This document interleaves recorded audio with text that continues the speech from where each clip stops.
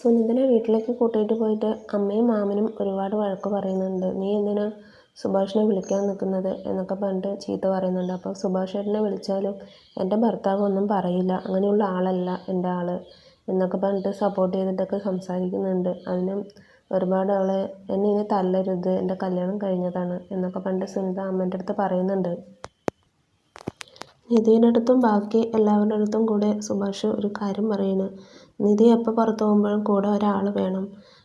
ആളുകളുടെ വായി നമുക്ക് ഒരിക്കലും തുന്നിക്കെട്ടാൻ കഴിയില്ല. നമ്മളൊന്ന് ശ്രദ്ധിക്കാൻ വേണ്ടിയിട്ട് മാത്രമാണ് ഇങ്ങനെ ചെയ്യുന്നത്. ഇനിയും ഒറ്റയ്ക്ക് പോയ ആളുകൾ കളിയാക്കും പരിഹസിക്കുകയും ചെയ്യും. അപ്പം നമ്മുടെ വീട്ടിലിരുന്നുകൊണ്ട് നിധിക്ക് ഒരു കുറവും ഉണ്ടാകാൻ പാടില്ല. ആരും നിധിയെ ഇനി ഇങ്ങനെ പെരുമാറരുത് എന്നൊക്കെ പറഞ്ഞിട്ട് സുഭാഷ് പറയുന്നുണ്ട്. അപ്പോൾ സുധീഷ് പറയുന്നുണ്ട്, അതെങ്ങനെ ഏട്ടാ ശരിയാവുക? നിധി ഒറ്റയ്ക്ക് ജീവിക്കണം, സ്വതന്ത്രമായിട്ട് പോകണം, ഇൻഡിപെൻഡൻ്റായിട്ട് നടക്കണം എന്നൊക്കെ ചിന്തിക്കുന്ന ഒരാളാണ്. അങ്ങനെയുള്ള ഒരാളെ നമ്മൾ കെട്ടിയിടണോ എന്നൊക്കെ പറഞ്ഞിട്ട് പറയുന്നുണ്ട്. അത് ചെയ്യുന്നത് ശരിയല്ല. നിധി ഒറ്റയ്ക്ക് തന്നെ പോകണം. നിധി ആരെങ്കിലും എന്തെങ്കിലും പറയണമെങ്കിൽ അവരെ തുറിച്ച് നോക്കണം. നിധിയുടെ നോട്ടത്തിൽ തന്നെ അവർ പേടിച്ചിരിക്കണം. പിന്നെ ഒരിക്കലും അവർ ആ വായ അനക്കരുത്. അങ്ങനെയുള്ള നോട്ടമായിരിക്കണം നോക്കേണ്ടത് എന്നൊക്കെ പറഞ്ഞിട്ട് നിധിയുടെ അടുത്ത് പറയുന്നുണ്ട്. നിധിക്ക് സുധീഷ് അങ്ങനെയൊക്കെ പറയുന്നത് കേൾക്കുമ്പോൾ തന്നെ നിധിക്ക് ഒരുപാട് ഹാപ്പി ആയിട്ട് അവൾ ചിരിക്കുകയൊക്കെ ചെയ്യുന്നുണ്ട്. സുധീഷിനാണെങ്കിൽ അവൻ നീതുവിൻ്റെ ഏടൻ കൊടുത്തത് പോരാ എന്നുള്ള രീതിയിലാണ് നിൽക്കുന്നത് ദേഷ്യം വന്നിട്ട്. സുധീഷും ഹരീഷും കൂടെ ഉറങ്ങാൻ കിടക്കുമ്പോൾ രണ്ടാളും കൂടെ നീതുവിനെയും നിധിയെയും കുറിച്ച് സ്വപ്നം കാണുന്നുണ്ട്. എന്നിട്ട് ഓരോന്നും അവർ തമ്മിൽ സംസാരിക്കുന്നുണ്ട്.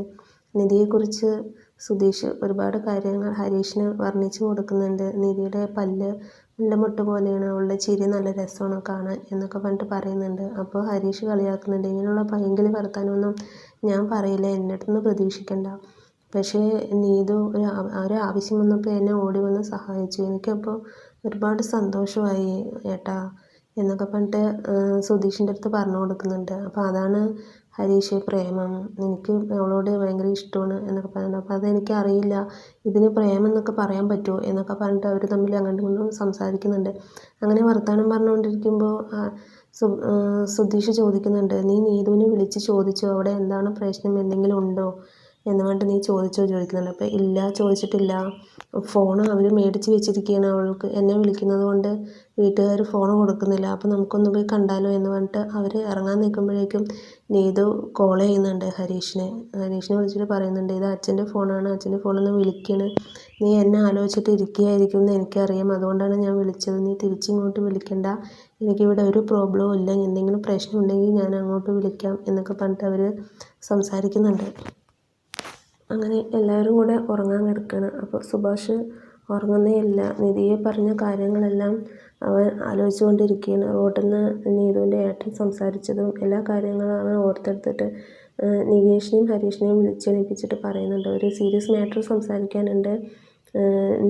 നിധിയെ അങ്ങനെ ഇവിടെ നിർത്തി കഴിഞ്ഞാൽ ശരിയാവില്ല, നമുക്ക് അതിലെന്തെങ്കിലും ഒരു തീരുമാനം എടുക്കണം. നമ്മൾ 5 ആണുങ്ങൾ താമസിക്കുന്നിടത്ത് ഒരു പെൺകുട്ടി മാത്രം ഇരിക്കുന്നത് അത്ര നല്ലതല്ല. അപ്പോൾ അതിനൊരു തീരുമാനം എടുക്കണം. ഇനിയും ഇതുപോലെ ആൾക്കാർ പറയില്ല എന്ന് എന്ത് കണ്ടു, അപ്പോൾ അതിന് നമ്മളെന്താ ചെയ്യുക ഏട്ടാ എന്നൊക്കെ പറഞ്ഞിട്ട് ഹരീഷും പറയുന്നുണ്ട്. അപ്പോൾ എന്തെങ്കിലും ഉചിതമായൊരു ഇത് എടുക്കണം, അല്ലെങ്കിൽ ശരിയാവില്ല എന്നൊക്കെ പറഞ്ഞിട്ട് അവരിങ്ങനെ സംസാരിക്കുന്നുണ്ട് ഓരോ കാര്യങ്ങൾ. അപ്പോൾ ഇന്നത്തെ എപ്പിസോഡ് ഇത്രയേ ഉള്ളൂ. Thank you for watching my video.